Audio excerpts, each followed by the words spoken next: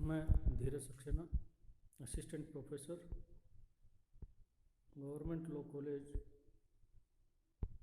चूरू से आज LLB first year के 5th पेपर मुस्लिम लॉ में निकाह या मैरिज, विवाह अध्याय में निकाह की परिभाषा और उद्देश्य खंड पर चर्चा कर रहा हूँ।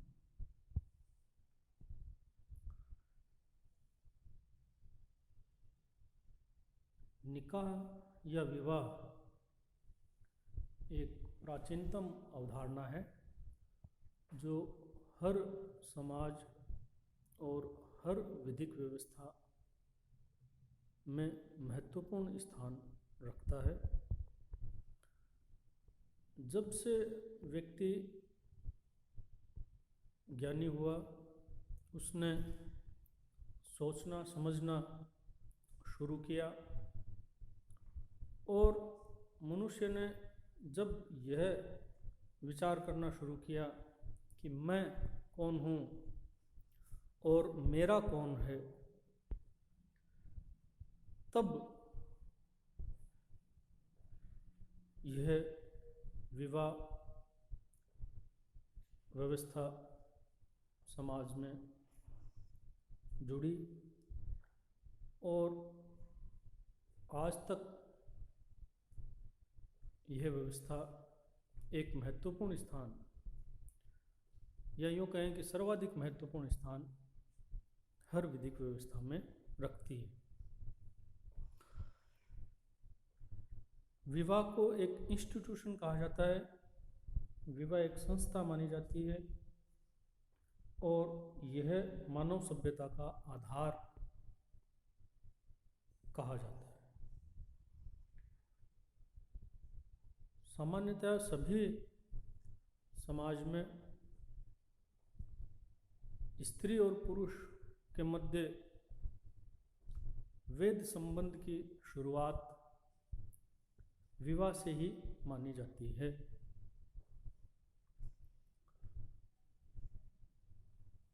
और इसी संबंध के आधार पर फिर अन्य संकल्पनाएं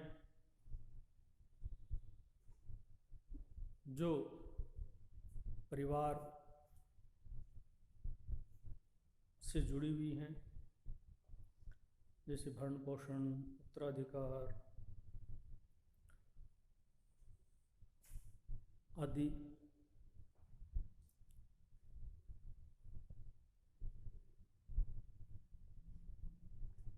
जब हम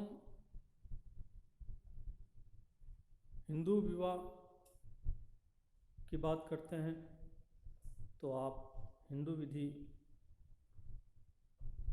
के पेपर में पढ़ चुके हैं या पढ़ेंगे कि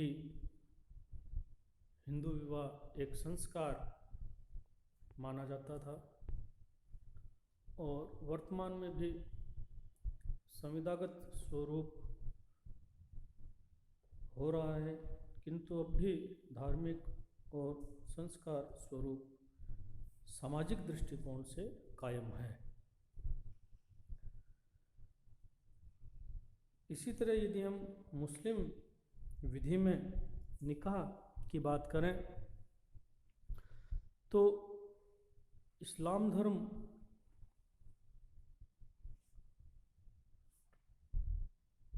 का प्रचार करने के दौरान मोहम्मद साहब ने बहुत सारी कुरीतियाँ, कुप्रथाएं जो मुस्लिम समाज में थीं उनको दूर किया और उसी कड़ी में मोहम्मद साहब ने निकाह को हर मुस्लिम के लिए अनिवार्य बनाया। साथ ही साथ उन्होंने असीमित बहुविवाह की प्रथा को समाप्त किया और निकाह में स्त्री की सहमति को अनिवार्य किया।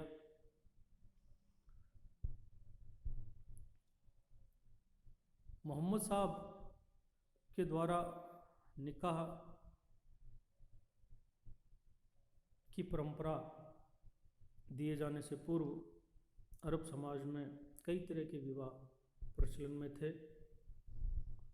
उन सब को उन्मूलन करके मोहम्मद साहब ने निकाह नामक संस्था अरब समाज को दी। यदि हम निकाह की परिभाषा की बात करें तो पैगंबर ने ये कहा था कि निकाह मेरी सुन्नत है।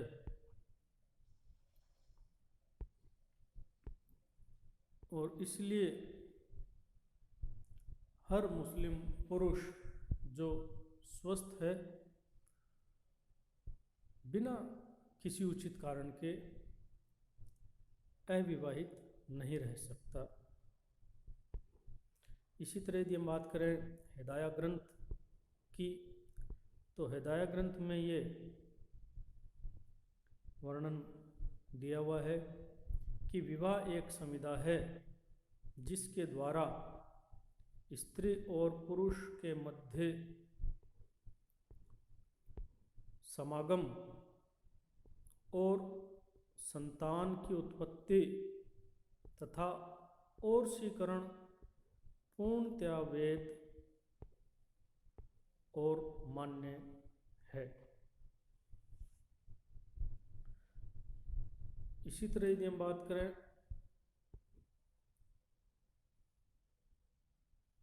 अब्दुल रहीम की तो अब्दुल रहीम ने कहा था कि मुस्लिम रिवाजों के अंतर्गत विवाह सार्थ संविदा होते हुए भी श्रद्धात्मक कार्य है।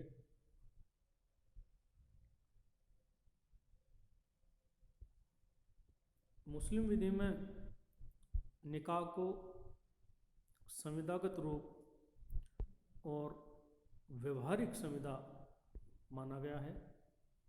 लेकिन यदि हम थिंकर की बात करें तो थिंकर इससे उलट विवाह को एक ऊंचा दर्जा देते हैं। जैसे अब्दुल रहीम के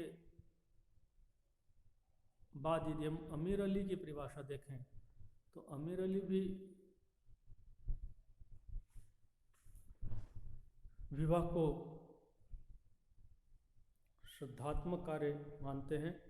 अमीर अली के अनुसार विवाह समाज की रक्षा के लिए निर्दिष्ट संस्था है ताकि मनुष्य अशुद्धता व अपवित्रता से अपने आप को बचा सके।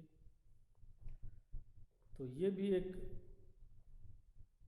महत्वपूर्ण परिभाषा है जिसमें विवाह को संस्था माना गया है।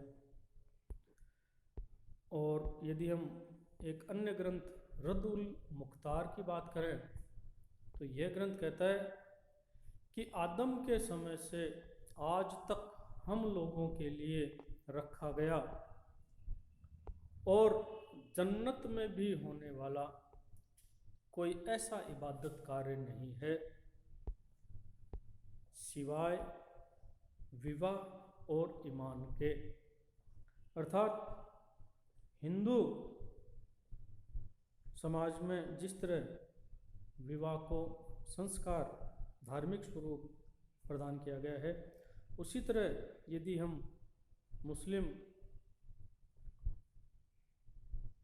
समाज के कुछ थिंकर या ग्रंथ की यदि हम बात करें तो ये भी इसको पवित्र और इबादत कार्य और महत्वपूर्ण कार्य मानते हैं। यदि हम निकाह के उद्देश्य की बात करें तो हिदाया ग्रंथ में भी 3 तरह के उद्देश्य बताए गए हैं। तिर्मिजी ने भी विवाह के उद्देश्य बताए हैं और प्रोफेट पैगंबर मोहम्मद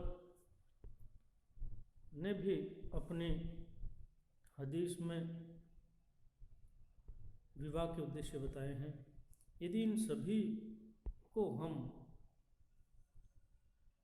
मिश्रित कर लें तो विवाह के कुछ उद्देश्य माने जा सकते हैं, जिनमें पहला है जीवन व काम वासना का नियमन करना, कि विवाह जो है वो मनुष्य के जीवन को नियमित करती है और उसके अंदर जो इच्छा वृत्ति है उसका भी नियमन करती है। इसी तरह दूसरा उद्देश्य ये माना जाता है कि निकाह जो है वो गृहस्थ जीवन का नियमन कर देता है। इसी तरह यदि हम बात करें तो विवाह से स्त्री को सामाजिक प्रतिष्ठा प्राप्त होती है और पुरुष के समान स्तर प्रदान किया जाता है।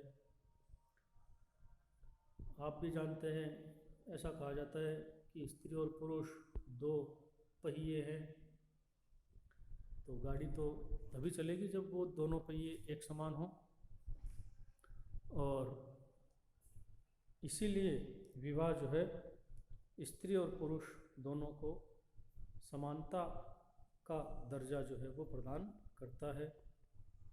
इसी तरह यदि देखी जाए जो सामान्य वृत्ति है जो हर समाज और हर विधिक व्यवस्था में एक उद्देश्य माना जा सकता है, वह है वंश की वृद्धि तथा स्त्री पुरुष के मध्य समागम को वैधता प्रदान करना, कि स्त्री और पुरुष के मध्य संबंध जो है वो विवाह से ही उत्पन्न होते हैं, अन्यथा स्त्री और पुरुष के मध्य संबंध समागम अवैध माना जाएगा और इससे जन्मी संतान अवैध संतान मानी जाती है। इसलिए वंश की वृद्धि वैध संतान से ही हो सकती है। तो स्त्री पुरुष के मध्य संबंध को वैध बनाने के लिए और वैध संतान प्राप्त करने के लिए विवाह अनिवार्य है। इसी तरह यदि हम बात करें तो पत्नी और संतान की देखभाल करने और जिम्मेदारी में आत्म संयम उत्पन्न होता है। यूँ कहते भी हैं कि 2 बर्तन होते हैं तो टकराते हैं, आवाज़ आती है। तो उसी तरह जब 2 मनुष्य जो विवाह से पूर्व एक दूसरे से अनजान थे, वे जब एक साथ एक स्थान पर एक छत के नीचे रहने लगते हैं, तब 2 विचारधाराएं आपस में टकराती हैं और उनके मेल से एक नई विचारधारा दोनों के मध्य उत्पन्न होती है और दोनों अपनी अपनी विचारधाराओं में थोड़ा थोड़ा करेक्शन करके एक समान विचारधारा पर जीवन जीते हैं। इसीलिए विवाह को संस्था का दर्जा दिया जाता है कि वह मनुष्य को बहुत सारी चीज़ें सिखाती है, आत्म संयम, जीवन का नियमन करती है। इसी तरह यदि हम विवाह के अन्य उद्देश्य की बात करें तो संगति और समान हितेच्छा विवाह से उत्पन्न होती है। व्यक्ति अपने इच्छा के साथ साथ दूसरी अर्थात अपने पति या पत्नी की इच्छा को भी महत्व देने लगता है और उसकी संगति से, या यूँ कहें सुसंगति से मेल खाकर अपने आप को सुधारता है। इसी तरह यदि हम निकाह के उद्देश्य की बात करें तो मोहम्मद साहब ने ये कहा था कि मनुष्य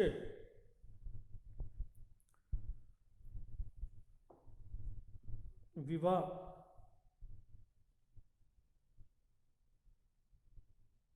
स्त्री की धर्मनिष्ठा, संपत्ति या उनके सौंदर्य के लिए करते हैं, परंतु उन्हें विवाह केवल धर्मनिष्ठा के लिए करना चाहिए। इसलिए निकाह या विवाह करते समय जो